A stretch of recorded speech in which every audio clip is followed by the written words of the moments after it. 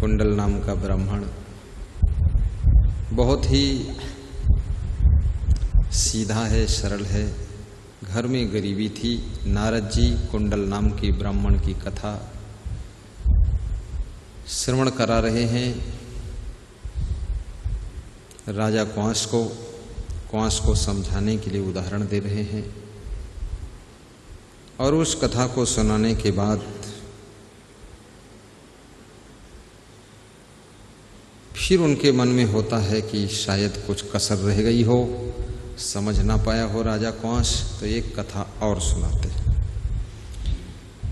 सुमिरि राम सिय संत गुरु, गड़प गिरा सुखदान।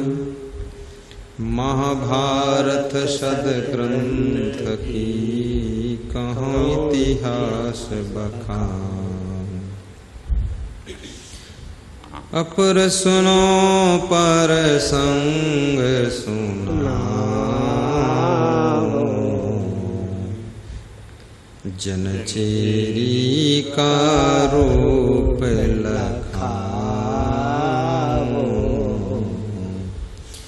जब भारत करे भायारंभा, चले पांडु सुत गाड़न खंभा। बोले तब सहदेवते, प्रमुदित चारों भाई। होय जीत जहि भांति सो, साहित्य देहु बताए।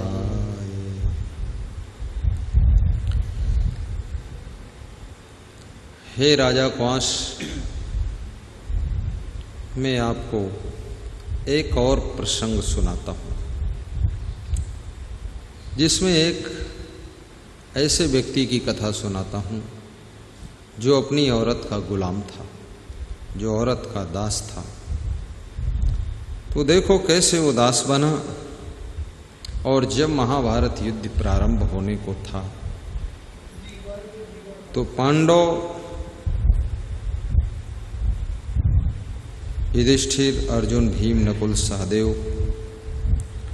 ये सभी भाई युद्ध का खंभा गाड़ने के लिए युद्ध मैदान में गए थे कि महाभारत युद्ध प्रारंभ होना है, युद्ध का स्तंभ गाड़ देना है। युद्ध का स्तंभ गाड़ते समय अर्जुन, भीम, युधिष्ठिर और नकुल ने सहदेव से पूछा कि हे सहदेव, ये बताओ जीत किसकी होगी और जीत किस प्रकार से होगी, इसका साहित्य बताओ, मुहूर्त बताओ, तरीका बताओ। जीत कैसे होगी? खंभा तो युद्ध का मैंने गाड़ दिया है, स्तंभ गड़ गया, लेकिन जीत का उपाय बताओ। बोले तब सहदेवते, प्रमुदित चारों भाई। प्रमुदित माने, प्रमुदित मीन्स होता है खुश होकर, प्रसन्न होकर, गुस्सा करके नहीं, आनंदित होकर बोले चारों भाई। युधिष्ठिर ये नहीं समझते थे मैं बड़ा भाई हूं, अहंकार नहीं करते थे, खुश होकर के बोले कि सहदेव तुम छोटे जरूर हो लेकिन बहुत बुद्धिमान हो। तुम बताओ जीत किसकी होगी, कैसे होगी, उसका तरीका क्या है। खंभा तो गड़ गया युद्ध का, कल प्रारंभ हो जाएगा युद्ध, बताओ। होय जीत जहि भांति सो, साहित्य देहु बताए। बताइए आप। सहदेव बहुत बुद्धिमान थे। आपके घर में कोई न कोई एक व्यक्ति बुद्धिमान होता है, और जिस घर में कोई बुद्धिमान नहीं है, सबके सब बुद्धू हैं, तो फिर जय सिया राम। और जिसके घर में सभी बुद्धू नहीं है, बुद्धिमान है, टोटल बुद्धिमान, तो फिर जय बजरंग बली, सब तरफ खुली है गली, चाहे जिधर निकल चली, क्योंकि वहां फिर गड़बड़ियां कम होती जहां सब बुद्धिमान है। जिसके घर में एक बुद्धिमान है, बाकी बुद्धू हैं, तो वे सब बुद्धू मिल करके उस बुद्धिमान की बुद्धि को भी खा जाते हैं और उसको भी बुद्धू ही बना कर रखते हैं, उसकी सुनते ही नहीं, मानते ही नहीं। हाँ, रगड़म रगड़ी चटनम चटनी बनाते रहते हैं। वो कुछ और बोलता है, 4-6 मिलकर के दूसरा ढपली बजाते हैं, अपनी अपनी ढपली, अपना अपना राग। ऐसी स्थिति पैदा होती है। लेकिन जहां पर बुद्धिमान की बात मानने को सभी तैयार है,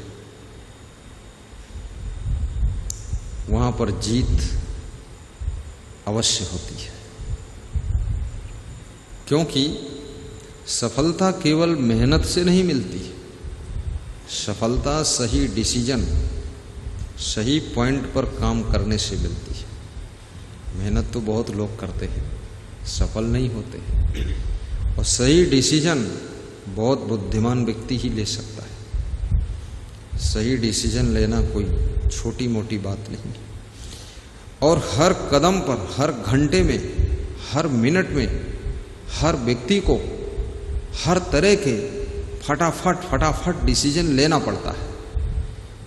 कई तरह के डिसीजन, भोजन के संबंध में डिसीजन, व्यवस्था संबंधी डिसीजन, गाड़ी संबंधी डिसीजन, मेहमानों के लिए डिसीजन, संतों के लिए डिसीजन, सेवा के लिए डिसीजन, कपड़ों के लिए डिसीजन, सारा डिसीजन, पूरी जिंदगी डिसीजन से भरी हुई है। और डिसीजन में चूक गए, डिसीजन का मतलब है निशाना, लक्ष्य वेधना है तो लक्ष्य निर्धारित करना सही ढंग से, लक्ष्य का निर्धारण करना। कितनों की जिंदगी तो लक्ष्य विहीन है, उनका कोई लक्ष्य ही नहीं है, ना कोई लक्ष्य है ना कोई उपलक्ष्य है। वो कहते हैं अरे जिंदगी चल रही है, क्या फर्क पड़ता है, बस दाल रोटी मिल रही है। तो उनसे पूछो, जिस दिन दाल रोटी नहीं मिलेगी उस दिन, बोले उस दिन सोचा जाएगा, अभी सोचने क्या जरूरत है, जब तक दाल रोटी मिल रही है सोचने क्या जरूरत है। लेकिन ये बुद्धिमान व्यक्ति के उत्तर नहीं है, दाल रोटी मिल रही है, तुम केवल दाल रोटी के लिए नहीं जी रहे हो, न जाने कितने लोगों की दाल रोटी का इंतजाम करने के लिए तुम्हारा जन्म हुआ है। तुम साधारण व्यक्ति नहीं हो। पेट भरना तो पशु पक्षी भी जानते हैं।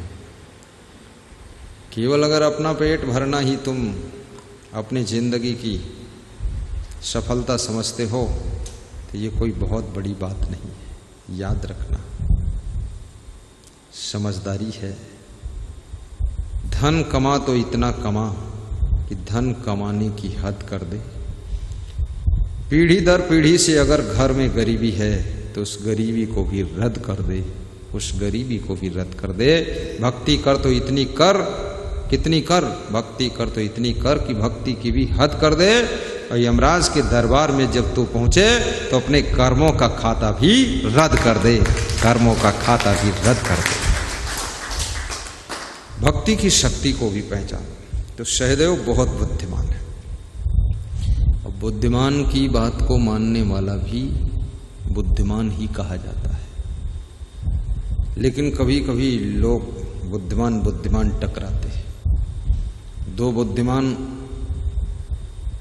अभिमान से भरे हुए हैं। वह कहते मैं अधिक बुद्धिमान हूं, दूसरा कहता मैं अधिक बुद्धिमान हूं। अब ये कौन डिसीजन करे, कौन फर्स्ट है कौन सेकंड है? बुद्धिमान वही है जो दूसरे बुद्धिमान को समझ जाता है। वो बुद्धिमान नहीं है जो बुद्धिमान से टकरा जाता है। बुद्धिमान वही है जिसके पास बुद्धिमान होने का अभिमान नहीं है, वो बहुत बुद्धिमान है।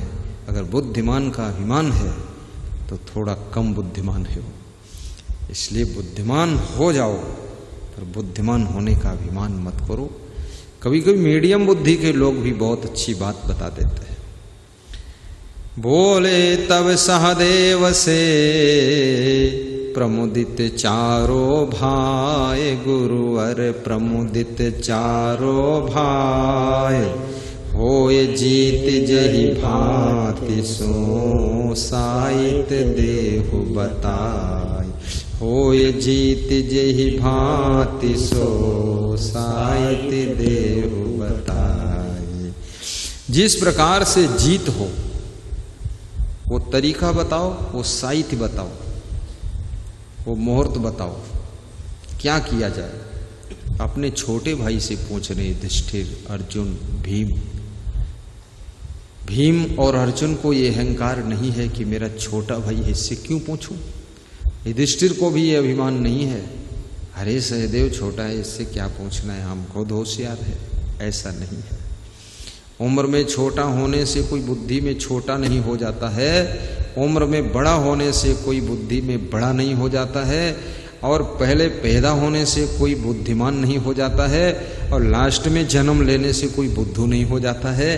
बुद्धि का रिश्ता तो जन्म जन्म के संस्कारों से होता है। इसलिए बुद्धिमान का कृपया आदर कीजिए और सरलता के साथ में सफलता के शिखर पर चढ़ करके मुस्कुरा कर जिंदगी को बिता लीजिए।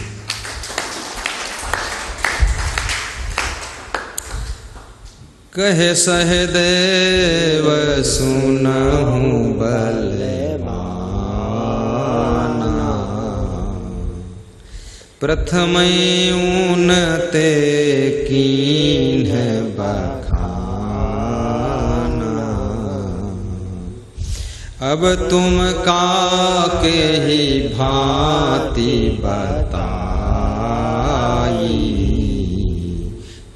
ते सकुन सुनहु एक भाई। सहदेव ने कहा, हे मेरे बलवान भाइयों, आपने बात को पूछा है, इससे पहले मैं कौरवों को भी बता चुका हूं। वो पहले पूछ लिए थे हमसे, अब तुम बात को पूछ रहे हो, अब तुमको हम कैसे बताएं, क्या बताएं, पिछड़ गए तुम। लेकिन चलो मैं एक शकुन बताता हूं आपको, एक शुभ शकुन है। स्त्री चेरे पुरुष जो पाओ, ताहियानी कुरुक्षेत्र गड़ाओ। यदि आप लोगों को कोई स्त्री का गुलाम पुरुष मिल जाए तो उसको लाइए पकड़ करके, और महाभारत युद्ध जहां होना है वहां उसको जिंदा गाड़ दीजिए। गड्ढा खोद कर गाड़ दो, खाली मूड निकला रहे। बोले ऐसा करना पड़ेगा। तो स्त्री का गुलाम कौन है, उसको कैसे ढूंढा जाए, ये भी एक कठिन है। क्योंकि स्त्री के गुलाम मिलना भी बहुत कठिन है, क्योंकि हर स्त्री अपने पति को गुलाम बनाती नहीं, वो बनना चाहे तो भी नहीं बनाती। वो बोलती है जो हो वही रहो, गुलाम गुलाम मत बनो। राम गुलाम बनो, शिव गुलाम बनो, पर मेरे गुलाम मत बनो। पर ऐसी भी स्त्री का मिलना है जो अपने, मुश्किल मिलना है जो अपने पति को गुलाम बनाए, और ऐसे पुरुष का भी मिलना कठिन है जो अपनी पत्नी का गुलाम बने। अब ये दोनों संबंध होना कठिन है। तो क्या हुआ, ये हैं चले जम्बुक तहाँ दिन ते, सकल भेद तुम पई हो दिन ते। जब उस स्त्री के गुलाम पुरुष को लाओगे, कुरुक्षेत्र में गाड़ दोगे, तो वहां पर जम्बुक आएंगे। जम्बुक कहते हैं शियार को, जो रात में हुआ हुआ हुआ हुआ बोलता है। यहाँ बहुत रहता है शियार, रात में आता है, दिन में भी रहता है। दिन में छिपा रहता है, ये सब्जी वाले खेत में छिप के बैठा रहता है। दिन भर प्रवचन सुनता है और रात में खुद ही प्रवचन सुनाता है संतों को। आसपास आश्रम के पड़ोस यहाँ गेट पर भी आ जाता है। काटता किसी को नहीं है, पर स्पीच दे देता है। बोलता है आज दिन भर क्या हुआ, क्या हुआ, हुआ हुआ क्या हुआ, हाय बुआ, गुरुजी की दुआ, हुआ क्या हुआ, ये सब बोलता रहता तो वो शियार बोलते हैं यहाँ उसको, और श्रृंगाल भी बोलते हैं उसको, और जम्बुक भी कहते हैं उसको। क्योंकि बाबा रघुनाथ दास उत्तर प्रदेश, यहाँ पैंतेपुर गांव है, जिन्होंने इस ग्रंथ की रचना किया। इस ग्रंथ का नाम विश्राम सागर ग्रंथ है। तो सीतापुर जिले में एक पैंतेपुर गांव है, जहाँ पर मेरे गुरुदेव की जन्मभूमि है, ख्वाबीपुर गांव में। ख्वाबीपुर और पैंतेपुर में केवल 5 किलोमीटर का डिफरेंस। वो इतना बड़ा महान पुरुष बाबा रघुनाथ दास वहाँ जन्म लिया था। अयोध्या में उनका आश्रम था, बड़ी छावनी के नाम से जाना जाता है आश्रम, बड़ी छावनी। बड़े विद्वान थे वह, ये ग्रंथ उन्होंने रचा था, भारी विद्वान, और पैंतेपुर में जन्म हुआ था। तो वे उत्तर प्रदेश की ग्रामीण भाषा में इस ग्रंथ को उन्होंने रचा है। इसमें ग्रामीण शब्द ज़्यादा है, जिसको तुम समझ नहीं पाते हो। राजस्थान वाले कम समझे, दूसरे प्रदेश वाले तो बहुत कम समझेंगे, पर हम उनकी ग्रामीण पूरी समझते हैं, ये हमारा सौभाग्य है। कबीर साहब की भी ग्रामीण भाषा है, उनकी ग्रामीण भाषा काशी तरफ की है, इसलिए उसको भी समझना बहुत कठिन है। कुछ शब्द उसमें गुजराती भी है, कुछ छत्तीसगढ़ी भी है, और बहुत सारा मिक्स है, क्योंकि देश विदेश में कबीर साहब ने भ्रमण किया था। कबीर साहब ने पैदल यात्रा किया था देश विदेश की। उन्होंने खुद लिखा है कि देश विदेश हों फिरा, गांव गांव की खोरी, ऐसा जियरा ना मिला, जो लेऊं फटकी पछोरी। देश विदेश में मैं घूमा, गांव गांव की गलियों में घूमा। खोर माने गली होता है, गांव गांव की गली गली गली छान डाली मैंने, लेकिन ऐसा जीव कोई नहीं मिला जिसको मैं सार सार ज्ञान की बात सुना सकूं। सब ढोंगी पोंगी नारंगी बारंगी मिले, तो उनको क्या ज्ञान सुनाऊं। अमृत केरी पूरिया बहुविधि दीन्हा छोरी, और तुम्हारे जैसा ना मिला, जाहि पिया महु घोरी। अमृत की पुड़िया, पुड़िया माने गठरी, एक गठरी में अमृत बंधा हुआ था, उसको मैंने खोल दिया गठरी, सब प्रकार से खोल दिया। बहुविध दीन्हा खोली, सब बहुविध मतलब अनेक प्रकार से उसको खोला, सब ज्ञान के द्वारा खोल के रखा। लेकिन तुम्हारे जैसा श्रद्धावान नहीं मिला, तो किसको घोल कर पिलाऊं। तो फिर मैंने गठरी उल्टे बांध ली, हमने कहा चलो यहां से। मूड कर्मिया मानवा नखशिक पाखर आही, बाहन हारा क्या करे, जो बाण न लागे ता। हीरा वहां न खोलिए जहाँ कुंजड़ों की हाट, सहज गांठी बांधिए लगिए अपनी बाट। हीरा कहते, हीरा वहां खोलकर बेचने के लिए मत बैठो जहाँ कुंजड़े लोगों की बाजार लगी। कुंजड़े मतलब जहाँ सब्जी बेचने वाले रिंगण बेच रहे हैं, बटाका बेच रहे हैं, फूल गोभी है, कोबीज है, अब वहाँ तुम हीरा की दुकान खोल कर बैठे हो। अरे वो 2 रुपये में 2 किलो आलू खरीदने वाले लोग, 10 रुपये की इतनी मूली ले जाने वाले लोग, उनके जेब में पैसा नहीं, हीरा कहाँ खरीदेंगे। तो कबीर साहब कहते हैं सहज रूप से अपनी हीरा की गांठ बांध लो, गठरी बांध लो, यहाँ से उठ जाओ, फालतू यहाँ दुकान मत खोलो। उनके कहने का मतलब है दुनिया में जो लोग सत्संग के रसिक नहीं हैं, जो ज्ञान नहीं सुनना चाहते हैं, उनके सामने ये ज्ञान की दुकान खोलकर मत बैठो। वो मनोज भाई पटेल जैसा व्यक्ति मिल जाए, हितेश भाई मिल जाए, महेंद्र भाई मिल जाए, यादवेंद्र मिल जाए, मोहन सोलंकी जोधपुर वाला, उमा भाई, तो वहाँ पर ये सत्संग शुरू करो। एक कुजड़ों में प्रवचन करोगे, तुम्हारी किताब उताब भी फाड़ डालेंगे फालतू वहाँ। तो जहाँ उसके ग्राहक हैं वहाँ चालू करो। जैसे हमारे श्री मनोज भाई पटेल कह रहे थे कि उत्तर प्रदेश में सब महान पुरुष हुए हैं। स्वामी नारायण भगवान भी, ग्राम छपैया, डिस्ट्रिक्ट गोंडा में हुई। कल गोंडा के भक्त भी आए थे, राम भवन जी, खुशी राम जी, प्रोग्राम करना चाहते हैं, सब उसके बारे में पूछने आए थे। तो अब एक गांव में उनका जन्म हुआ, छपैया में, गोंडा में, यूपी में, लेकिन वे गुजरात में चले गए और वहाँ जा कर के उन्होंने अपने ज्ञान को फैलाया, सत्संग को फैलाया और लोगों को सत्संग सुनाया। स्वामी नारायण नाम का पंथ चला। अब उसमें लाखों करोड़ों लोग जुड़े मुड़े और सब जय स्वामी नारायण का जाप प्रारंभ कर दिए।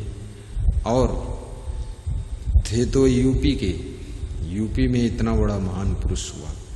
कृष्ण भगवान भी यूपी में हुए, लेकिन यूपी से कृष्ण भगवान जन्म लिया मथुरा की जेल में, पालन पोषण हुआ गोकुल में, और फिर मथुरा में आकर मामा कंस को मारा। उसके बाद शिक्षा प्राप्त करने के लिए उनको मध्य प्रदेश उज्जैन जाना पड़ा। उज्जैन में संदीपनी गुरु से शिक्षा प्राप्त किया और वहाँ से फिर वे उत्तर प्रदेश आए। यहाँ जरासंध से युद्ध हुआ, बहुत झंझट हुआ। फिर यहाँ से वे उत्तर प्रदेश छोड़ करके राजस्थान होते हुए निकलते चले गए फटाफट, और गुजरात में जाकर के द्वारिका में स्थित हुए। और द्वारिका धाम उनके नाम से है, द्वारिका धाम। तो वे भी गुजरात में टिक गए। वहाँ जाकर उन्होंने अलग से भी विवाह किया, रुक्मणी को लाए, गुजरात में रिश्ता जोड़ा। भगवान कृष्ण बहुत बुद्धिमान थे। उन्होंने सोचा दूसरे प्रदेश में रहना है, सेटल होना है, तो यहीं पर विवाह कर लूँ तो अच्छा है और यहाँ ठीक रहेगा, ससुराल हो जाएगी, सपोर्ट मिलेगा। क्योंकि यूपी में तो विस्फोट हो गया, अब इधर क्या करूँ। तो फिर वहीं ससुराल बना लिया, क्योंकि वह गृहस्थ आश्रम में थे और उनका महान पुरुष थे, धर्म के रक्षक थे। तो वहीं पर वे गुजरात में रह गए। और भी कबीर साहब, ये भी उत्तर प्रदेश काशी में इनका जन्म हुआ। गुजरात में भी बहुत कबीर साहब ने जाकर सत्संग किया, प्रचार प्रसार किया। तत्वाजीवा नाम की ब्राह्मण शुक्ल तीर्थ के पास में, भरूच जिले में, नर्मदा के तट पर, जहाँ पर कबीर बड़ लगा हुआ है, वहाँ कबीर साहब पहुँचे। आज वहाँ की बहुत बड़ी मान्यता है। तो ये भी यूपी के थे। तुलसीदास राजापुर गांव में जन्म हुआ, जो कि अब तालुका में, तहसील में परिवर्तित हो चुका है। चित्रकूट के पास में है। वहाँ मैं प्रवचन करके गत वर्ष ही आया हूँ। और तुलसीदास ने वहीं पर जन्म लिया था। यमुना जी प्रवाहित हो रही हैं और यमुना जी के उस पार में उनके ससुराल गांव है। उनकी पत्नी रत्नावली का गांव है, उनकी ससुराल थी। ससुराल से उनको बहुत प्रेम था और पत्नी में बहुत मोह था, लेकिन पत्नी ने उनको ज्ञान दिया। उस ज्ञान से वे फिर मोह को छोड़ देते हैं और राम भगवान की भक्ति में लग गए। और लग करके उन्होंने चित्रकूट के घाट पर भय संतन के भीर, तुलसीदास चंदन के से तिलक देती रघुवीर। फिर काशी में आकर के रामायण लिखा। तुलसीदास और कबीर साहब समकालीन हुए और तुलसीदास की रामायण रामचरितमानस पूरे जगत में प्रसिद्ध है, घर घर में रखी है। लोग पढ़ें न पढ़ें, लेकिन एक रामायण खरीद के रख लेते हैं। वो सोचते हैं रामायण रखी रहेगी तब भी ये हमको तार देगी, और पढ़ूं न पढ़ूं लेकिन रामायण तो रखूंगा ही। कितने लोगों के घरों में श्रीमद् भगवत गीता भी रखी है, पढ़ते कभी नहीं। दिवाली की सफाई जब करते हैं तो उसको धोल ओल झाड़ देते हैं और फिर ढांक के रख देते हैं और कहते हैं श्रीमद् भगवत गीता की जय हो। मेरी पत्नी का नाम भी गीता है, उसी को पढ़ रहा हूँ, तुमको पढ़ने का टाइम नहीं। उसी के चक्कर में उलझे रहते हैं और श्रीमद् भगवत गीता नहीं पढ़ पाते बेचारे। इसी प्रकार से इसी श्रृंखला में इस उत्तर प्रदेश में भगवान श्री राम का भी जन्म हुआ, अवतार हुआ, महात्मा बुद्ध का भी अवतार हुआ। अब सोचिए कितने बड़े बड़े महान पुरुष यहाँ हुए, यहाँ तो भगवान हुए और इतने भगवान हुए, लेकिन यहाँ सब भगवान भी लड़ते झगड़ते रहे, बेचारों को शांति नहीं मिली, जिंदगी भर युद्ध करना पड़ा।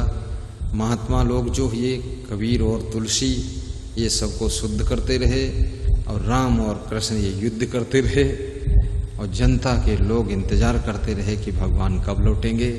वो झगड़ा लड़ाई से फुर्सत ही नहीं मिली, बहुत ज़्यादा संघर्ष करना पड़ा। तो कृष्ण ने लिखा कि यदा यदा ही धर्मस्य ग्लानिर्भवति भारत अभ्युत्थानम् अधर्मस्य तदात्मानं सृजाम्यहं परित्राणाय साधूनां विनाशाय च दुष्कृतां धर्म संस्थापनार्थाय संभवामि युगे युगे, संभवामि युगे युगे। भगवान श्री राम रामायण में लिखा है, जब जब हो ही धर्म की हानि बाढ़हि असुर अधम अभिमानी, तब तब प्रभु धरि मनुज शरीरा हरई सकल सज्जन भव पीरा। जब जब धर्म की हानि होती है, अधर्म बढ़ता है, अभिमानी ज़्यादा हो जाते हैं, तो फिर भगवान मनुष्य का रूप धारण करके आते हैं। उन अभिमानियों को ज्ञान के द्वारा निर्मानी बनाते हैं। ज्ञान से अगर नहीं सुधरते हैं तो अभिमानी के मान को ख़त्म करने के लिए उसको मारते भी हैं, फिर भी नहीं सुधरते तो पूरा मार डालते हैं। कहते हैं अब तेरा स्वभाव नहीं बदलेगा, तेरा शरीर ही बदल देता हूँ, अब अगले जन्म में तू ठीक हो जाएगा। ऐसा बहुत भगवान ने सबको मारा और तारा, और संतों ने ज्ञान कथन किया। इसी श्रृंखला में इस उत्तर प्रदेश में हमारे गुरु के गुरु विशाल देव जी का भी जन्मोत्तार हुआ बाराबंकी जिले में। हमारे गुरु भी यहीं उत्तर प्रदेश में। तो ये उत्तर प्रदेश में बहुत, फिर ये भारत की भूमि में अवतार बहुत आत्माओं के भी हैं। महान आत्मा सब जन्म लेती हैं, अवतार लेती हैं। ये भारत की भूमि अवतार भूमि कही जाती है और ये सबको तारने के लिए महान पुरुष आते हैं। अवतार का अर्थ ही होता है अव माने आया, तार माने तारने के लिए। जो तारने के लिए आया है और तरने के लिए आया है वही अवतार कहलाता है, जो दूसरों को भी तार दे। कुछ भक्त भी ऐसे होते हैं गृहस्थ आश्रम में, जैसे मीराबाई हुई, वो भी एक अवतार ही था राजस्थान में। ऐसे गुजरात में रंग अवधूत हुए, वे भी अवतार ही थे। प्रमुख स्वामी बापू हुए, वो भी अवतार थे, बाबा। और ऐसे बहुत से अवतार, हरि प्रसाद स्वामी हुए, वो गुजरात में ही जन्म हुआ। ऐसे पंजाब में भी बहुत महान पुरुष गुरु गोविंद सिंह हुए और कितने कितने महान पुरुष, गुरु नानक देव, वो भी अवतार ही थे। नानक चड्ढी कला है, नानक नाम चड्ढी कला।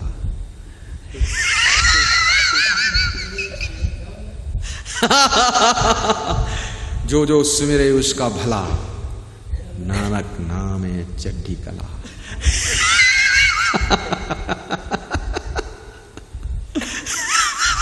वो कुछ और बोल रहा प्यारा सिंह, क्या बोल रहा है? तेरे भाणे तेरे भाणे सबका भला। कमाल है, पाप करे तो भला, पुण्य करे तो भला, सबका भला। हाँ, नानक नामे चड्ढी कला, तेरे भाणे सबका भला। बहुत अच्छा है। कुछ कुछ तो सिखाओ। वाहे गुरु जी का खालसा, वाहे गुरु जी की फतेह। पर ये प्रवचन में मत सिखाना, नहीं यही चौपट हो जाएगी, अलग से सिखाना।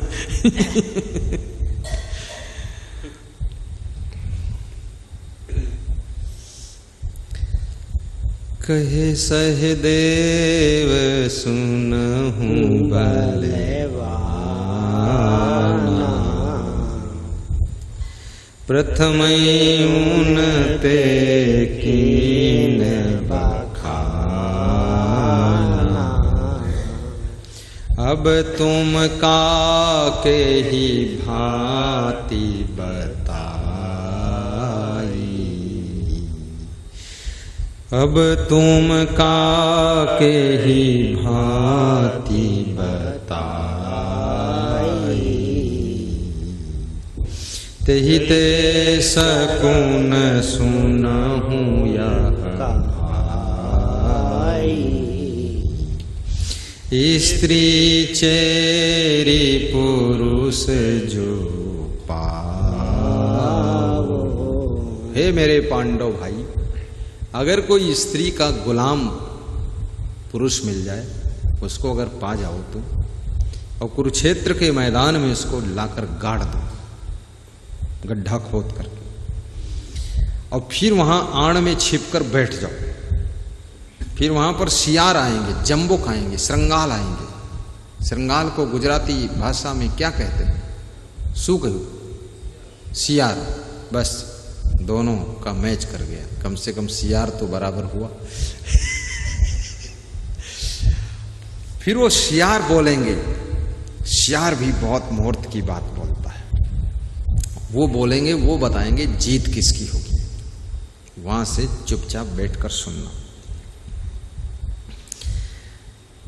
आई हैं चले जम्बुक तहाँ दिन ते, सकल भेद तुम पई हो दिन ते।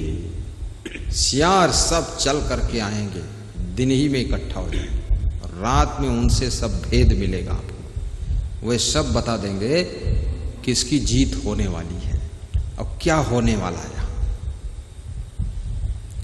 यह सुनी ढूंढन भीम सिधाए।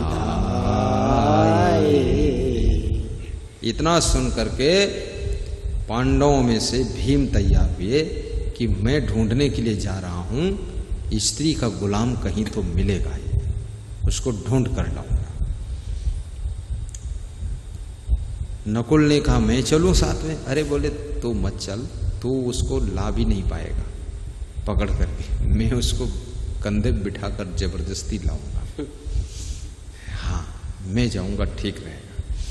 भीम बहुत बलवान थे, जहां बल की जरूरत पड़ती थी तो भीम का प्रयोग किया जाता था, और जहां बुद्धि की जरूरत पड़ती थी सहदेव का प्रयोग किया जाता था, और जहां युद्ध की जरूरत पड़ती थी तहां अर्जुन को इस्तेमाल किया जाता था, और जहां सामाजिक समझौता कंप्रोमाइज करने की आवश्यकता पड़ती थी युधिष्ठिर का इस्तेमाल किया जाता था, और घर और सब सिस्टम की व्यवस्था की जहां जरूरत पड़ती थी वहां नकुल का इस्तेमाल होता था, और भोजन भंडारे की सेटिंग के लिए द्रौपदी का इस्तेमाल होता था।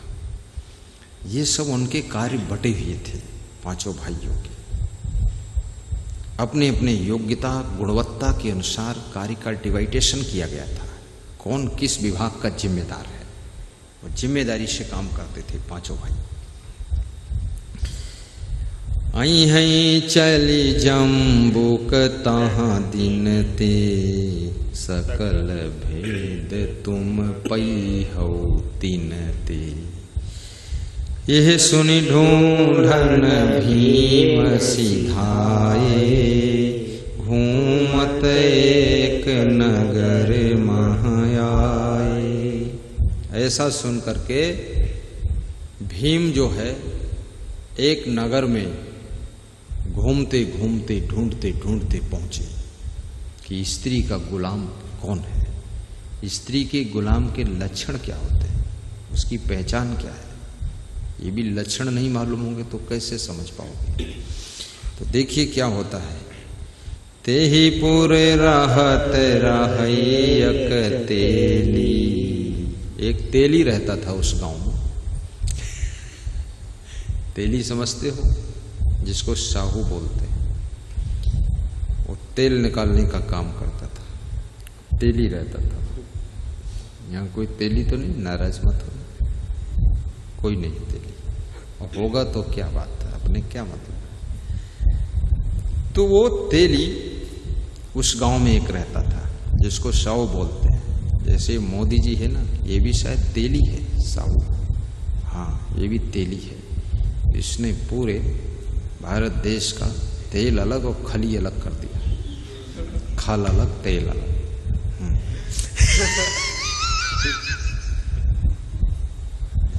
तेली कोई कम बुद्धिमान नहीं होता है। बुद्धि किसी जाति की नहीं होती है। बुद्धि तो आत्मा के संस्कारों से जुड़ा हुआ हिस्सा होता है। ये शरीर तो किसी के घर में जन्म ले सकता है, और जिसके घर में ये शरीर जन्म लेता है, आत्मा तो अलग से आती है। आत्मा की भी कोई जाति पाति मत मजहब नहीं होता है। और जितनी दिव्य आत्मा जिसके घर में शरीर धारण करके आई, वो वहीं चमत्कार करती। चाहे वो पटेल घर में हो, चाहे सुमन घर में हो, चाहे सोलंकी के यहाँ हो, चाहे सरदार जी के यहाँ हो, चाहे चौधरी साहब के यहाँ हो, चाहे चौरसिया के यहाँ हो, चौरसिया, और चाहे वर्मा जी के घर में हो,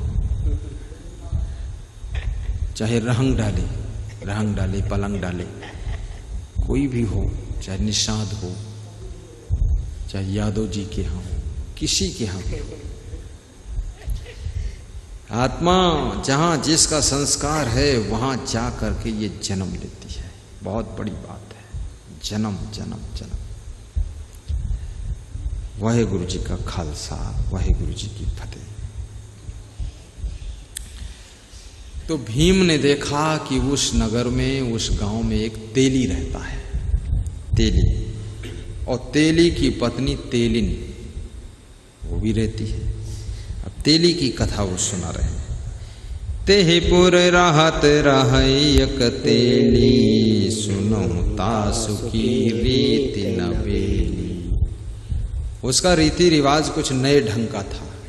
वो तेली के घर का क्या था, उसकी जो पत्नी थी वो बीच पलंग पर बैठती थी, पलाथी मारकर, जैसे लगे कोई महंत बैठा है।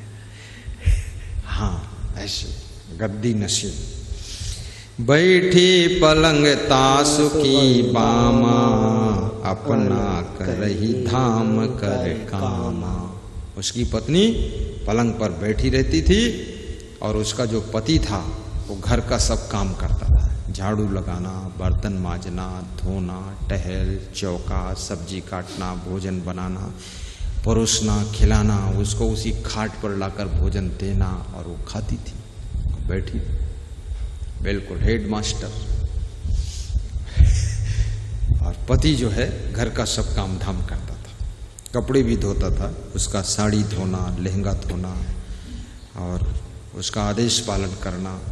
उसके पैर में दर्द हो तो बैठ के तेल मालिश करना, और फिर बोलना, मैं तेली तू तेलिन, और लगाऊं तेरे तेल, और खुश रखना उसको, पंखा डोलाना, गर्मी लगे तो पंखा डोलाना। ऐसी वो औरत थी। तो भीम ने जब देखा, भीम ने सोचा, लगता है ये पुरुष स्त्री का गुलाम है, इसलिए ऐसा हो रहा है। उसने आइडिया लगाया। भीम भी बुद्धू नहीं था, वो भी बुद्धिमान आदमी था, कुछ तो विचार करता था। ताड़ दिया उसने। बैठी पलंग तासु की बामा, बामा माने पत्नी, स्त्री। उस तेली की स्त्री पलंग पर बैठी थी। अपना करही धाम कर कामा, और तेली अपने घर का काम सब करता था। झारी पोती घर जल भरी लावे, कूटी पीसी पुनि असन बनावे। वो तेली धान भी कूटता था, चावल तैयार करे, और गेहूं पीसता था चक्की में। वो घंटी, हाथ से चलाने वाली घंटी पहले होती थी बचपन में, अब तो पावर घंटी आ गई, अब उसे से आटा बन जाता है। अब तो किसी के घर में हाथ से चलाने वाली घंटी बिरले के घर में मिली, नहीं तो महिलाएं सब हाथ से घंटी चलाती थी और गीत गाती थी और पीसती थी आटा, लोट बनाती थी। राजस्थान में आटा को लोट कहते हैं और यहाँ उसको आटा कहते हैं, और गुजरात में लोटपोट हो जाओ।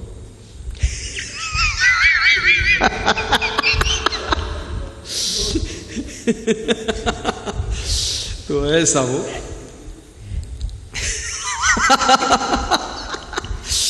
मैं एक बार मध्य प्रदेश में राजस्थान बॉर्डर पर प्रेमसर गांव में गया, आज की 32 साल पहले। तो एक बूढ़ा आदमी था, उसके यहाँ गया था। तो 2 घंटे तक गांव में घूमता रहा, कुछ सामान लेने गया। तो मैं उससे पूछा, तुम कहाँ गए थे? बोले चून लेने गए थे। चून? मैंने कहा 2 घंटे से ये सब लोग बैठे हैं, तुम चून ढूंढ रहे? चून चूना यहाँ कौन खाएगा? बोले चून ढूंढ रहे थे। तो उसका लड़का खड़े था, अरे बोले चून ढूंढ रहा है, चून का मतलब आटा ही होता है, वो आटा ढूंढ रहा है चून। तो मैंने कहा चलो चकनाचूर कर दो चून। तो ऐसा, तो वो सब काम कर लेता था, झाड़ना, पोंछना, पोंछा लगाना, सब काम करता था पति। और उसकी पत्नी पलंग पर बैठी रहती थी। ताहि पवाई खाई तब अपना, बहुरी करे सब टहले अलपना। और भोजन बनाता भी था स्वयं, पत्नी को पहले खिलाता था, उसके बाद में खुद खाता था और फिर सब काम धाम करता था और उसकी बात को मानता था। एक दिवस गई आग बुझाई, रवि दिन मांगी फिर नहीं पाई। एक दिन घर में आग बुझ गई। उस समय माचिस नहीं होती थी, लाइटर नहीं होते थे। तो जब आग बुझी तो गांव में वो मांगने गया तेली, सबके घर मांगा, आग दे दो, आग दे दो। कोई इसको आग दिया नहीं। तो अपनी पत्नी के पास आया, बोला आज खाना नहीं बनेगा, भोजन नहीं बनेगा, क्योंकि आग बुझ गई है। मांगने गया था तो आग कहीं मिली नहीं, कोई दिया नहीं। तो उसकी स्त्री क्या बोली, एक काम करो। तब बनिता बोली ताकेरी, आन देव मई पावक तो ही, है पग लाग महाउर मेरी।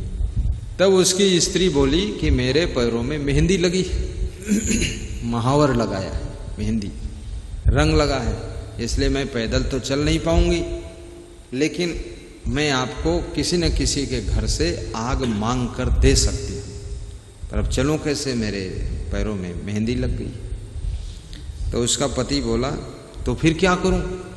तो स्त्री ने कहा तुम अगर हमें अपने कंधे पर बिठा लो तो मैं गांव में चलकर आग मांग दूंगी। तो उसका पति तुरंत पलंग के पड़ोस बैठ गया, बोला चढ़ो कंधे पर। तो वो कंधे पर उसके बैठ गई। वो स्त्री अपने पति के कंधों पर बैठ गई, कंधे पर बिठाकर वो लेकर चला कि चलो मांगो चल के आग भाई। अब एक तो पति ही लंबा था 7 फुट का, और फिर वो उसकी पत्नी वो भी 6-7 फीट की। अब कंधे पर बैठी तो वो 10 साढ़े 10 फीट ऊंचाई, बिल्कुल मंदिर डोले मस्जिद डोले लिए जा रहा है। गांव के बच्चे देखते, गांव के पुरुष देखते, नारियां देखती, सब ताली बजाकर हंसते, ये क्या मामला है भाई, ऐसा दृश्य तो कभी नहीं देखा। लेकिन बड़ा फूहड़ बेशरम फिर भी कंधे पर बिठाया जा रहा है और वो स्त्री भी उसके कंधे पर बैठी हुई। एक दिवस गई आग बुझाई, रवि दिन मांगी फिरा नहीं पाई। दिन भर मांगा लेकिन आग मिली नहीं। तब बनिता बोली ताकेरी, है पग लाग महाउर मेरी। जो तुम कंध चढ़ावो मोही, मांग देऊं मैं पावक तो ही। यदि हमें कंधे बिठा लो तो हम आग मांग देंगे तुमको, फिर भोजन बन जाएगा घर में। सुनत ही लीन से कंध चढ़ाई, चला मुदित मन लाज बिहाई। मुदित मन मतलब बड़ा खुश हुआ अपने मन ही मन, और लाज छोड़ के बेशर्मी के साथ झट कंधे पर चढ़ा लिया, बिठा लिया और मुस्कराता हुआ चल दिया गांव की गलियों में आग मांगने के लिए कि चलो। वो बहुत खुश की पहली बार अपनी पत्नी कंधे बिठाओ मौका मिला, क्या सौभाग्य है। बहुत मेहरकुल्ला पूरा गुलाम लेकर चल दिया। उसकी पत्नी भी बड़ी फूहड़ ऊपर बैठी है, उसका शर्म भी नहीं लगता।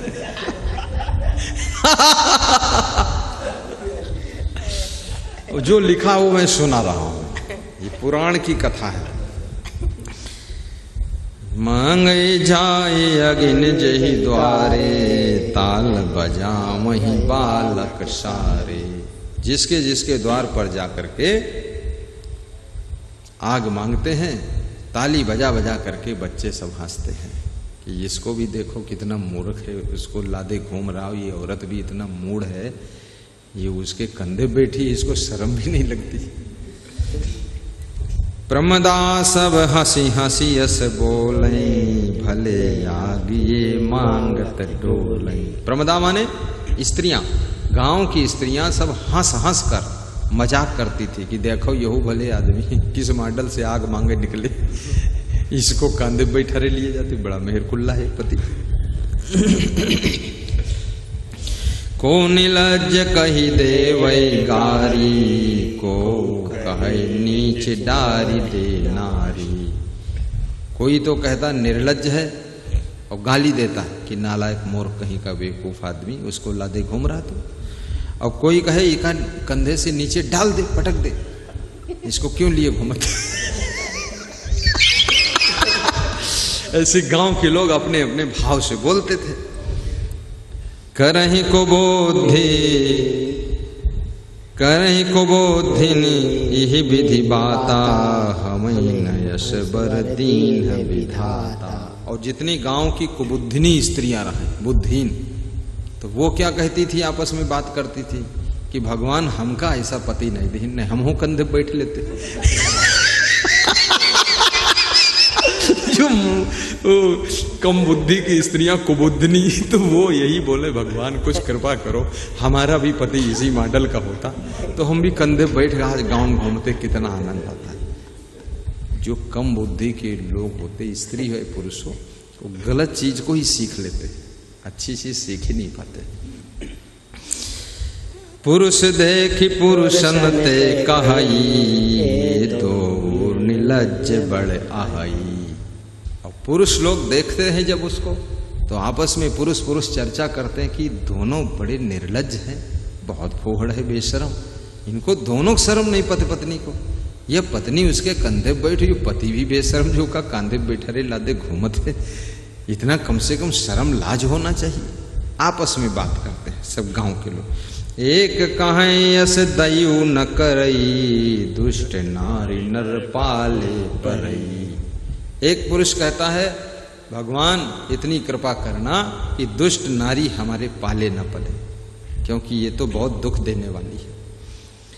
दुष्टा भार्या में सठम मित्रम मृत्युश्चोत्तरदायका, ससर्पे चा गृहे वासो मृत्युरेव न संशयः। चाणक्य नीति का श्लोक है।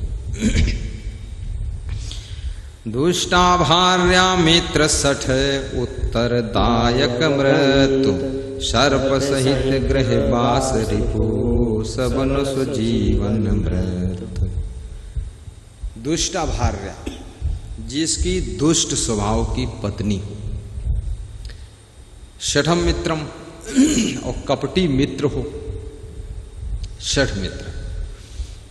और उत्तरदायक भृत्य, और कार्य करने वाले जो सेवक हैं वे सब प्रत्युत्तर देने वाले हैं, यानी बात लड़ाने वाले, तकरार करने वाले। और जिस घर में आप सोते हैं उस घर में सांप भी रहता हो। ससर्पे चा गृहे वासो मृत्युरेव न संशया, तो उस आदमी की मृत्यु में कोई संदेह नहीं है, क्योंकि या तो सांप काट लेगा तो मर जाएगा, और या तो जो कार्यकर्ता लोग प्रत्युत्तर देते हैं, रिप्लाई करते हैं, उनकी टेंशन में आपकी मृत्यु हो जाएगी, या तो कपटी दोस्त के कारण तुम मारे जाओगे, और या तो तुम्हारी जो दुष्ट स्त्री है वो तुमको मार डालेगी। तो ऐसा आदमी बचने वाला नहीं। दुष्टा भार्या सठम मित्रम भ्रतुश्चोत्तरदायका ससर्पे चागृहे वासो मृत्युरेव न संशयः। उसकी मृत्यु में संदेह नहीं। संशय सब जग खंडिया संशय खंडे न कोय, संशय खंडे सो जना जो शब्द विवेकी होय, संशय खंडे सो जना जो शब्द विवेकी होय। यह सब चरित भीम जब देखा, जनी चेरी निश्चय करी लेखा। ये सब दृश्य जब भीम ने देखा तो उनको लगा कि ये पुरुष वास्तव में स्त्री का गुलाम है और इसको ले चलना चाहिए। नारी उतारी ताहि धरि लायो, कुरुक्षेत्र के माही गड़ायो। भीम ने उस स्त्री को उस पुरुष के कंधे से जबरदस्ती खींचकर उतारकर नीचे डाल दिया और उस पुरुष को अपने कंधे पर बिठाया और लेकर भागे और कुरुक्षेत्र में ला करके उसको जिंदा गाड़ दिया। पांडवों ने पूछा ये कौन है? बोले ये सबसे ज्यादा स्त्री का गुलाम मिला है। कैसे लाए इसको? बोले स्त्री को कंधे पर लाद करके आग मांग रहा था गांव में, तो स्त्री को उतार के मैंने नीचे डाल दिया, इसको पकड़ के उठा के ले आया और गाड़ दिया वहां। आप रहे छिपी चढ़ी तरु डारा, आए तहाँ तब बहुत सियारा। और स्वयं भीम एक पेड़ घनघोर वृक्ष था, खूब हरे भरे पत्तों से लदा हुआ विशाल वृक्ष, झाड़, जिसको गुजरात में झाड़ बोलते हैं, वृक्ष को झाड़ बोलते हैं। यहाँ उत्तर प्रदेश में वृक्ष को पेड़ बोलते हैं और बिरवा बोलते हैं, बिरवा यहाँ बिरवा कहते हैं, और राजस्थान में वृक्ष कहते हैं। क्या बोलते हैं? पेड़। जो भी कहते हो बोलना मत। तो उस बड़े पेड़ पर चढ़ करके आड़ में बैठ करके भीम देख रहे थे कि क्या होने वाला है, क्योंकि सहदेव ने बताया था कि स्त्री के गुलाम को ला करके कुरुक्षेत्र के मैदान में गाड़ देना और आड़ में छिप कर बैठ करके देखना सुनना क्या हो रहा है, वहीं से पता चलेगा किसकी जीत होने वाली है।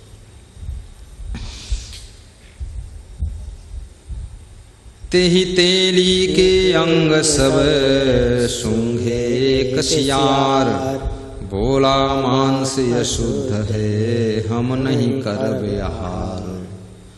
एक सियार जो हेड मास्टर था, सियारों का मुखिया, तो जो तेली स्त्री का गुलाम था कुरुक्षेत्र में, जिसको भीम ने लाकर गाड़ा है, जिंदा गाड़ा, तो उसके अंगों को सूंघा, ऐसे सूंघा तो बोला इसका मांस जो है अशुद्ध है, ये खाने योग्य नहीं, हम नहीं खा सकते इसको। तो उन सियारों के बच्चे रोने लगे कि हमको तो भूख लगी है, तुम अशुद्ध बताते हो, मांस में भी कुछ अशुद्ध होता है। बोले नहीं नहीं आज मत खाना, बिल्कुल नहीं, अशुद्ध मांस नहीं खाना चाहिए, ये तेली पूरा अशुद्ध है। बोले क्यों अशुद्ध? अशुद्ध क्यों है? हमें भूख लगी, हम परेशान हो गए। बोले थोड़ा तसल्ली करो, इंतजार करो। जो हम या को भक्षण करीबे, कोटि वर्ष नरक महापरिबे। अगर इसका मांस भक्षण हम लोग करेंगे तो करोड़ों वर्ष तक नरक में जाकर पड़ेंगे, इतना अशुद्ध मांस है। बोले कैसे इतना अशुद्ध हो गया? बच्चे पूछने लगे, सियारों के बच्चे। तब जम्बुक सब पूछन लागे, है अशुद्ध के ही कारण पागे। सब सियार पूछने लगे कि आप सियारों के मुखिया हैं, तो ये बताएं ये किस कारण से अशुद्ध है, इसका कारण तो बता दो। ऐसे कहने से तो हम लोग मान नहीं पाएंगे। तब मुख सियार ने क्या कहा, सुनि जम्बुक तब उत्तर दीन्हा, यही कब हूँ शुभ कर्म न कीन्हा। इस तेली ने कभी शुभ कर्म नहीं किया है, इसलिए पूरा इसका शरीर अशुद्ध है। ये कुकर्म में लगा रहा, भोग कर्म, कुकर्म, दुष्कर्म, पाप कर्म यही करता रहा है। ये शुभ कर्म कभी किया ही नहीं, इसलिए इसका पूरा शरीर अशुद्ध है, मांस अशुद्ध है, खाने योग्य नहीं। नारी नारी के डर डरत डरावा, हरि गुरु जनपद शीस ननावा। और ये अपनी स्त्री से बहुत डरता रहा है, और इतना उसके डर से कभी भी साधु संत महात्मा के पास जाकर के इसने शीश नहीं झुकाया, नमस्कार नहीं किया, चरण स्पर्श नहीं किया, और कभी सत्संग भजन सुनने गया नहीं अपनी स्त्री के डर से। तो नारी के डर डरत डरावा, हरि गुरु जनपद शीस नमावा। तेहि ते सिर अशुद्ध है भाई, जान बूझ हम के ही दिखाई। इसलिए इसका सिर अशुद्ध है, क्योंकि सिर इसने कोई महान पुरुष के चरणों में झुकाया ही। तो हम कैसे खाएं जानबूझ करके, ऐसे गंदे आदमी का खोपड़ी भी नहीं खा सकते इसकी। और श्रुति अशुद्ध गुरु मंत्र न लीन्हसी, द्रग मलीन जन दर्शन नहीं कीन्हसी। और इसके कान अशुद्ध हैं, क्योंकि इसने गुरु मंत्र नहीं सुना। और इसकी आंखें अशुद्ध हैं, क्योंकि इसने कभी किसी महान पुरुष का दर्शन भी नहीं किया। मुख अशुद्ध हरि नाम न टेरिषि, और गर अशुद्ध तुलसी नहीं गे ऋषि। और इसका मुख अशुद्ध है, क्योंकि इसने कभी गुरु का नाम, भगवान का नाम लिया ही नहीं। और इसका गला शुद्ध है, क्योंकि ये कंठी माला कभी पहना ही नहीं। कर अशुद्ध कछुक हिसिन ताना, उर अशुद्ध दंडवत न ठाना। और इसके हाथ अशुद्ध हैं, क्योंकि इसने कभी दान नहीं किया। और इसके पैर अशुद्ध हैं, क्योंकि कभी ये सत्संग रूपी तीर्थ में चल करके गया भी नहीं कि चलो सत्संग सुना है वहां उत्तर प्रदेश गुरु जी के यहाँ, ऐसा भी नहीं किया। ये घर ही में घुसा रहा। उदर अशुद्ध प्रसाद न खाइसी, और इसके पेट भी अशुद्ध है, क्योंकि कभी ये सत्संग भजन का प्रसाद भी नहीं खाया है। खाली घर ही में ये दाल भात बना बना कर खाता रहा है। इसका पेट भी खाने योग्य नहीं, वो भी अशुद्ध है। सुन सियार सुत बोला ताता, कीन्हो तुम अशुद्ध सब बाता। तुमने इसका सारा शरीर अशुद्ध बता दिया, तो हे मेरे तात पिताजी, फिर हम लोग खाएंगे क्या? हमें तो भूख लगी। ये तो बड़ा अच्छा चांस था, ये जमीन में गड़ा है, नोच नोच के खा लेते हम लोग। सुन सियार सुत बोला ताता, और कीन्हो तुम अशुद्ध सब गाता। हमें लाग है भूख अपारा, बहुत भूख लगी है। अब सब अशुद्ध हो गया तो क्या खाएंगे हम? हमें लाग है भूख अपारा, कहो काहे हम करी आहारा। तब जम्बुक सब शिशुन प्रबोधा। तो जो मुखिया था उस सियारों के झुंड का, अपने सब बच्चों को उसने समझाया, प्रबोधित किया, ज्ञान दिया। क्या कि आज के सुत दिन करो समोधा। हे बच्चों, आज दिन भर किसी तरह से, ये रात भर तुम दिन भर संतोष कर लो, भूख को रोक लो। बोले फिर कल क्या होगा? बोले कल होने वाला है, यहाँ ये होगा, काल युद्ध होई यही ठावई, खायहु पल जितना मन भावे। पल माने मांस। कल यहाँ पर बहुत बड़ा युद्ध होने वाला है कौरव पांडवों का। फिर जितना मांस खाना हो, बड़े पवित्र योद्धा मारे जाएंगे, सब उनका मांस खाना। बस आज रुके रहो बस तुम। शियार बहुत मुहूर्त बताता है, बुद्धिमान होता है। चली हैं अस्त्र शस्त्र विधि नाना, जुझी हैं बड़े बड़े धर्मवाना। बड़े बड़े धर्मवान मारे जाएंगे यहाँ पर, जो खूब भक्ति किए हैं, खूब धर्म किए हैं, खूब नाम जप किए हैं, उनकी सबकी मृत्यु होगी। उनके यहाँ पर युद्ध प्रारंभ होने वाला है। बस रुक जाओ थोड़ा। भक्षण कीन्हे जिन कर मांसा, होहि हमें देवपुर वासा। और जिनका मांस खाने से देवलोक में अपना वास होगा, नरक नहीं जाओगे, स्वर्ग जाओगे, इसलिए थोड़ा संतोष करो। जम्बुक कहा जीति हैं सोई, प्रथमई ध्वजा रोपी हैं जोई। होशियार ने बताया जीत उसकी होगी। पुनसियार सुत बोले बाता, को जीती को हारी ताता। हे तात, कौन जीतेगा इस महाभारत युद्ध में और कौन हारेगा ये बता दो। बोले वो जीतेगा जो पहले यहां ध्वजा रोप देगा, उसकी जीत होगी।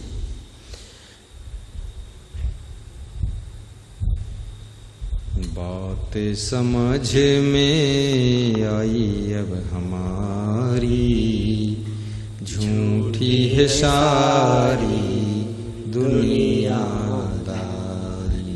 बात समझ में आई अब हमारी, झूठी है सारी दुनियादारी। बात समझ में आई अब हमारी, झूठी है सारी दुनियादारी। अब न परीक्षा लो गुरुवर हमारी, आए शरण हमें प्रभु जी तुम्हारे। अब न परीक्षा लो गुरुवर हमारे, आए शरण हमें प्रभुवर तुम्हारे।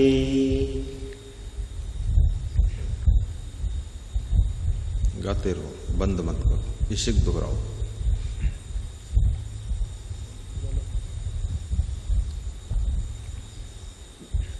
इसी को दोहराओ, मुस्कराओ न दोहराओ। बात समझ में आई अब हमारी, झूठी है सारी दुनियादारी। बोलो सद्गुरुदेव की जय। कथा समापन होने वाली, समय हो गया, 2 लाइन और बची। क्या है?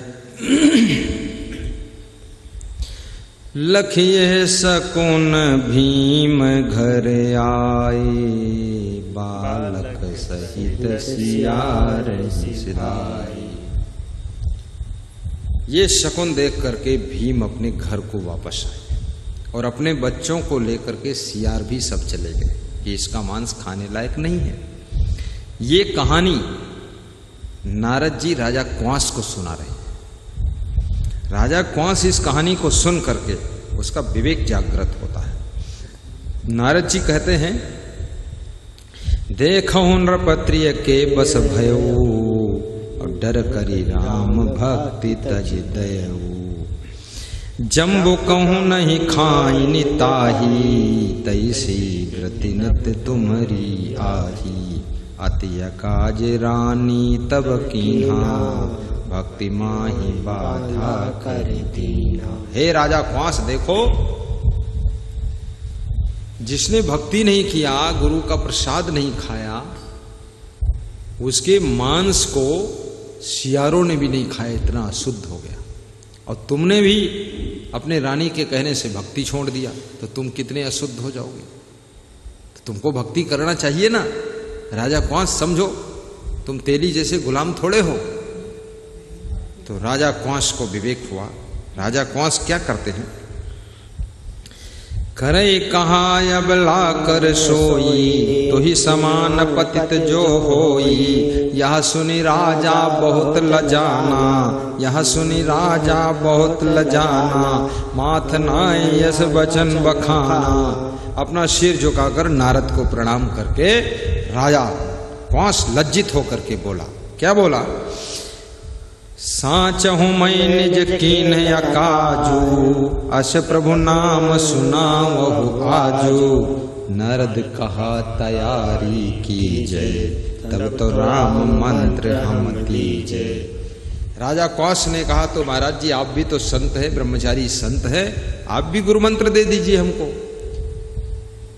तो गुरु ने कहा नारद जी ने कि तैयारी करो, फिर गुरु मंत्र की तैयारी करो, चलो हम दे देंगे, तुम्हें शिष्य बना लेंगे। यह सुनि नृप मंत्री हकरावा, भीतर बाहर भवन लिपावा। मंत्री को आदेश दे दिया राजा कौश ने कि गुरु मंत्र लूंगा, तुम तैयारी चालू करो। सब आंगन लीपा जाने लगा, सफाई शुरू हो गई, पूरे नगर में सूचना प्रसारित हो गई कि राजा कौश अब गुरु मंत्र लेने जा रहे हैं। फिर से संकल्प उनका तैयार हुआ।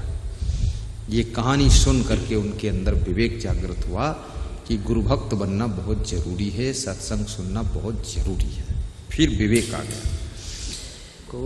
कुंभ पुराण सकल करीब दूरी, नूतन कलश धरे जल पूरी। विप्र वैष्णव मन सकल बुलाए, गुरुमुख होत जान सब आए। भई भीर नृप द्वार अपारा, बाजहि ताल मृदंग सितारा। सब कीर्तन करने वाले आ गए, मृदंग बजने लगे, सितारा बजने लगे और सब तरह से गाना बजाना शुरू हो गया, धूमधाम शुरू हो गई। कलश सजाए गए, केला के खम्भ गाड़ दिए गए, खुशियां छा गईं और पूर्ण तैयारी हो गई गुरु मंत्र लेने की। बहुत भीड़ इकट्ठी हुई, सब नगरवासी चलते चले आ रहे हैं कि राजा साहब गुरु मंत्र लेंगे तो हम भी देखेंगे कैसे गुरु मंत्र लेते हैं। कोई गुरु मंत्र ले रहा हो तो थोड़ा देखना भी चाहिए, दूर से देख लो, कभी खुद को लेना हो थोड़ा ट्रेनिंग हो जाएगी। ऐसी तैयारी प्रारंभ हो गई। गंधर्व करहि राम गुण गाना, लखि समाज भूपति हर्षाना। गंधर्व सब राम गुण गा रहे हैं, भजन कीर्तन चल रहे हैं राम। और राजा कौश जब देखता है ये सब चहल पहल तो उसका मन बड़ा हर्षित हुआ कि चलो आनंद आ गया, अब जो है हम चूकेंगे नहीं। तब बोले ऋषिते कर जोरी, अब का आयस होत बहोरी। हे नारद जी हाथ जोड़कर मैं कहता हूं मेरे लिए क्या आज्ञा है बताओ। कहे नारद रानी ढिग जाओ, ताहू ते आयस लई आओ। जो न मुदित मन आज्ञा देही, तुम रानी के पास जाओ और उससे भी आज्ञा लेकर आओ, उसको बता दो, चुपके से मत लो, कह देना चाहिए ताकि बाद को वाद विवाद ना हो। अपनी पत्नी से पूछो और कहो जाकर हम गुरु मंत्र लेने जा रहे हैं, जाओ कहो। तो राजा कौश ने कहा एक बार उसको पता चला था तो मना कर दिया, तो उससे क्या पूछने जाना है। नहीं नहीं पूछना चाहिए, चले जाइए, मनमानी मत कीजिए, जाइए। बोले यदि मना कर देगी तो मना कर देगी, कहेगी कि नहीं गुरु मंत्र लेना तो क्या करें। बोले अगर मना करती है ना तो एक काम कर देना, तुरंत उसके 2 थप्पड़ मार देना। तो नारद जी ने सिखाया, 2 लगा देना फटाफट। बोले फिर सब फाइनल और क्या। तो क्या किया। जो न मुदित मन आज्ञा देही, लाग्यो मारन तुरतै तेही। जो खुश होकर आके आज्ञा न दे और रोक टोक करे तो तुरंत 2-4 थप्पड़ लगा दे। भले नाथ कही भूप तब के रानी के पास, बोले आयस देहु अब होई हरि के दास। नारद की आज्ञा को पा करके रानी के पास में राजा कौश गए और बोले आज्ञा दीजिए और हम अब गुरु मंत्र लेने जा रहे हैं। तो उसने क्या जवाब दिया। सुन रानी यस वचन उचारा, नृप हरि गाहे ज्ञान तुम्हारा। हे राजा तुम्हारा ज्ञान क्या हार गया है। तुम कैसे फिर मन में वही बात आ गई, भक्ति करूंगा गुरु मंत्र लूंगा। इतना समझाया था और वचन हार चुके हो, फिर वही रट लगा दिया तुमने। ये कहां से दिमाग मोड़ दिया किसने। हम तुम का बहुविध समझावा, तदपि तुम्हारे मन नहीं आवा। हमने तुमको बहुत प्रकार से समझा दिया था कि गुरु मंत्र मत लेना, भक्ति मत करना, पर तुम्हारे दिमाग में कुछ फंसा ही नहीं। फिर मांगने आया आज्ञा कि गुरु मंत्र लूंगा। इतना सुन नृप मारन लागा, बोली तुरत सहित अनुरागा। हे पति मैं यही विधि पर कासा, हम हूं तुम होई हरिदासा। और ज्यों ही उसने मना किया तो राजा कौश ने उसको थोड़ा सा डरवाया, थप्पड़। तो उसने कहा मैं ये बात नहीं कह रही हूं, मारो मत, रुको रुको, मैं ये कह रही हूं कि हम भी साथ में गुरु मंत्र लेंगे। बोले बात तो समझो, आप पूरी सुनते नहीं, पिटाई चालू कर देते। हम साथ में ही गुरु मंत्र लेना चाहते। तो राजा कंस ने कहा चलो रेडी हो जाओ फटाफट। फिर वैष्णव कंते अवैष्णव नारी, ऊंट बैल कर जोत बिचारी। पति अगर गुरुभक्त हो और पत्नी निगुरी हो, गुरुभक्त ना हो, मंत्र ना लिए हो, तो ऐसे जोड़ी है जैसे ऊंट और बैल की जोड़ी। तो आप जो है भक्त बनेंगे, हम बिना भक्त रहे अच्छी बात नहीं, तो हम भी भक्त बनेंगे, ये बात हम कह रहे हैं। तो राजा कंस ने कहा धन्यवाद, आइए साथ में। फिर तैयार हो गई तुरंत। पुर के लोग सुनत हर डर पाए, गुरु दीक्षा हित सब चले आए। पूरे नगर में सूचना फैल गई कि राजा साहब की पत्नी रानी साहब ने थोड़ा मना किया था, उनको राजा साहब ने पीटा है, ये समाचार फैल गया। तो सब नगरवासी डर गए कि बोले जब रानी की पिटाई हुई है तो अपनी तो पूरी घोटाई हुई जी। तो पूरे नगरवासी दो दो फूल लेकर के और स्नान करके और कपड़ा पहन कर आ गए, बोले हम भी गुरु मंत्र लेंगे। वो भी सब डर गए कि अब गुरु मंत्र लो, नहीं तो पिटाई होगी जरूर। तो सब गुरु मंत्र की लाइन में लग गए। तब नारद यति करुणा कीन्हा, बाहुमूल रामायुध दीन्हा। उर्द पुंड पुनि तिलक लगायो, द्वादश मंत्र सहित सो नहायो। और धर्यो बहुरि हरि मिश्रित नामा, पहिराई तुलसी की दामा। तहि पाछे कछु आहुत कीन्हो, राम मंत्र महिपाल ही दीन्हो। सभी को गुरु मंत्र दिया, पूरे नगरवासी गुरु मंत्र ले लिए और रानी साहब ने ले लिया। अब कोई निगुरा नहीं बचा, सब भक्त हो गए। पूरे गांव में, घर घर में, नगर में, द्वार में, गली में, सब जगह कीर्तन भजन चालू। रघुपति राघव राजा राम, पता न पावे सीताराम। ईश्वर अल्लाह तेरे ना, शाम हुई तो 200 ग्राम। रघुपति राघव चालू हो गया भजन कीर्तन। सुधरे उधरे तो कोई खास नहीं, डर के मारे माला कंठी पहन लिया है, ज्ञान तो हुआ नहीं। अब सब भजन हो रहा, कीर्तन। राम मंत्र गुरु बदन तेज, हिउर करहि प्रवेश। होत शुद्ध सो तुरत में, काट संगीता शेष। जब गुरु मंत्र सुना नृप काना, पूरी खा सब चढ़ी गए बीमाना।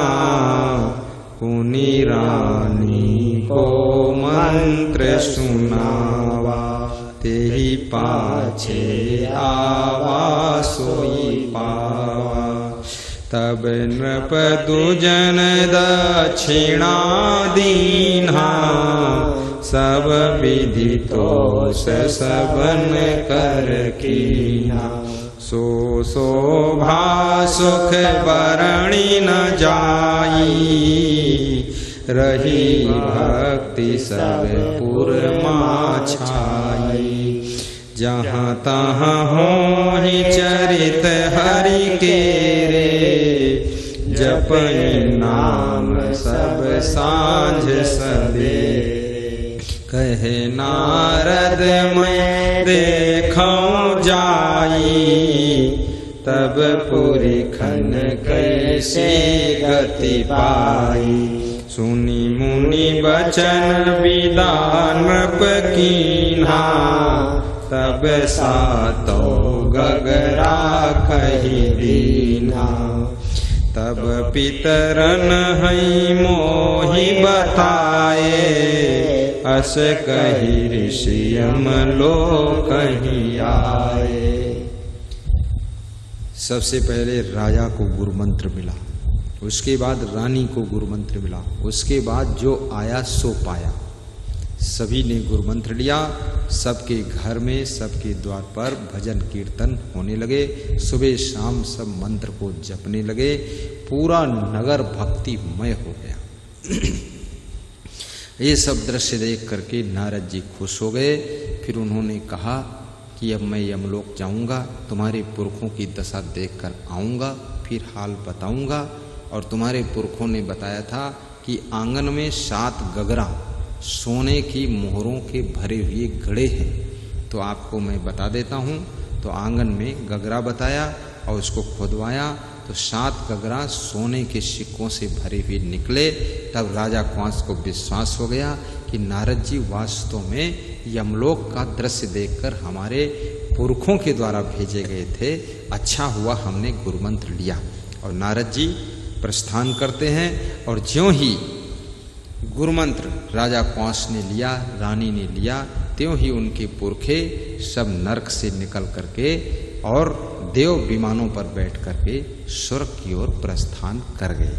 अर्थात उनका भी नरक से छुटकारा हो गया, उनको शांति मिली, सुख मिला। इधर राजा कंस को भक्ति मिली, उनके पुरखों को नरक से मुक्ति मिली और रानी साहब को भी शांति मिली और पूरे ग्रामवासियों को, नगरवासियों को जिंदगी जीने की शक्ति मिली और सबका जीवन धन्य हुआ। ये भक्ति का प्रभाव होता है। इसलिए सबको भक्ति करना चाहिए। भक्ति करने से आप तो तरेंगे ही, आपके पुरखे भी तरेंगे, आपके नगरवासी भी तरेंगे, आपका बहुत बड़ा कल्याण होगा। इसलिए भक्ति करने के लिए ही मनुष्य जीवन प्राप्त हुआ है। मनुष्य जीवन खाने पीने, भोगने और सोने के लिए केवल नहीं मिला है। मनुष्य जीवन आपको कल्याण करने के लिए मिला है। बड़े भाग्य मानुष तन पावा, सुर दुर्लभ सद्ग्रंथन गावा। साधन धाम मोक्ष कर द्वारा, पाय न जय परलोक समारा।